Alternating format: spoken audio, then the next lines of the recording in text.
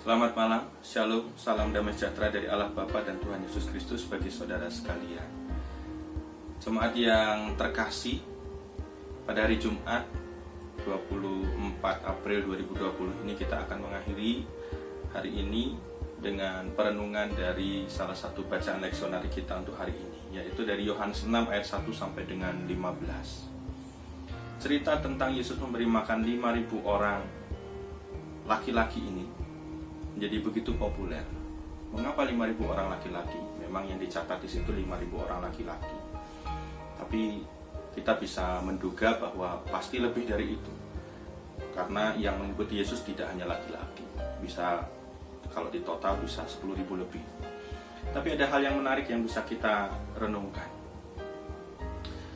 Jadi kalau kita lihat Bapak Ibu dari cerita ini, Injil Yohanes mencatat Andreas menyampaikan ada satu orang anak yang memberikan atau menghaturkan 5 roti dan 2 ikan.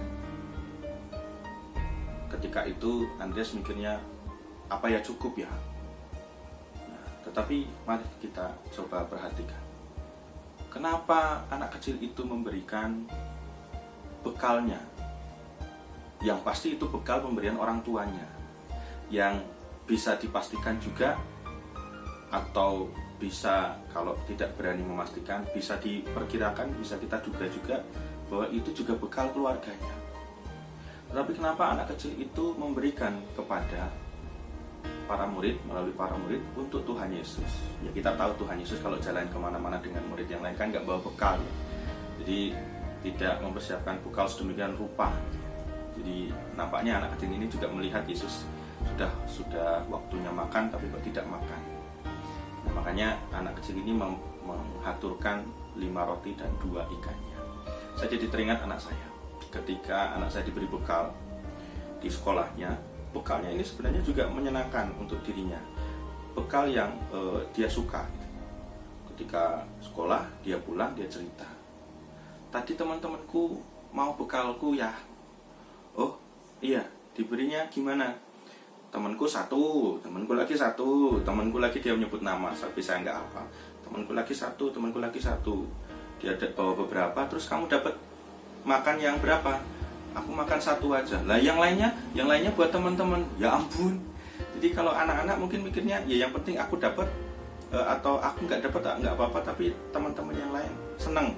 Dia cuma dapat satu juga nggak apa-apa, tapi teman-teman yang lain seneng. Saya waktu diceritani gitu ya agak-agak jengkel, tapi juga agak-agak lucu. Gimana ya anak saya ini kok malah mikirnya yang penting teman-teman juga dapat satu-satu, saya dapat satu aja nggak apa-apa.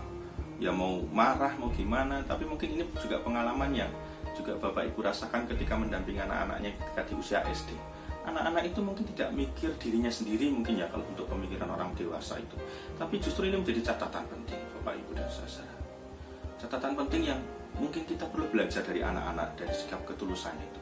Anak-anak itu melihat Yesus, kemudian fokusnya hanya bagaimana Yesus itu dapat bisa makan.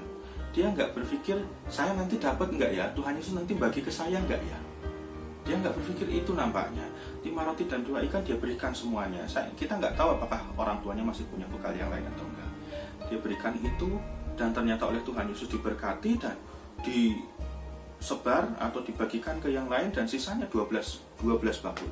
Nah, kita juga bisa menduga sisa 12 bakul ini juga termasuk keluarganya anak kecil ini juga sudah dapat berkahnya dari Tuhan itu. Nah, apa yang bisa kita pelajari?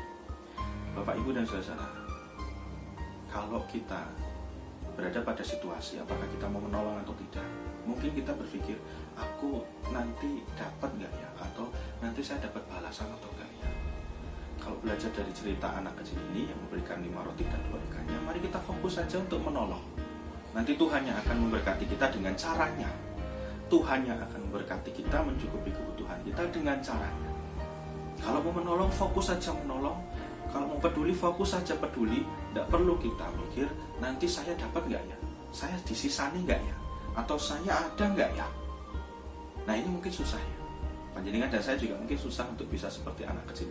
Tapi belajar dari firman Tuhan ini, ya apa salahnya? Kita sekarang jadi malu kalau melihat anak kecil. Ya ampun, bocah ki, anak-anak ini kadang nggak mikir ya. Maksudnya nggak mikir itu nggak peduli dirinya dapat apa enggak, tapi dengan tulus nulungilah, dengan tulus berbagilah tanpa mikir nanti saya dapat apa enggak. Maka kita juga mengingat hal kerajaan surga yang jadi perumpamaan seringkali diumpamakan oleh Tuhan Yesus. Kalau tidak menerima anak-anak seperti ini, seperti yang saya pangku, misalnya ketika Yesus memangku anak kecil, dia tidak layak mendapatkan kerajaan surga. Maka kita pun juga harus belajar dari anak kecil. Kalau mau menolong, peduli, fokus saja peduli, biar Tuhan yang berkarya dengan caranya. Kita akan juga diberkati dengan caranya Tuhan. Mari kita menghayati dan mengakhiri hari Jumat ini dalam permenungan dari firman Tuhan. Tuhan Yesus memberkati, dan kiranya kasih karunia damai sejahtera serta persekutuan dari Tuhan Allah, Tuhan Yesus Kristus dan Roh Kudus menyertai saudara sekalian. Amin.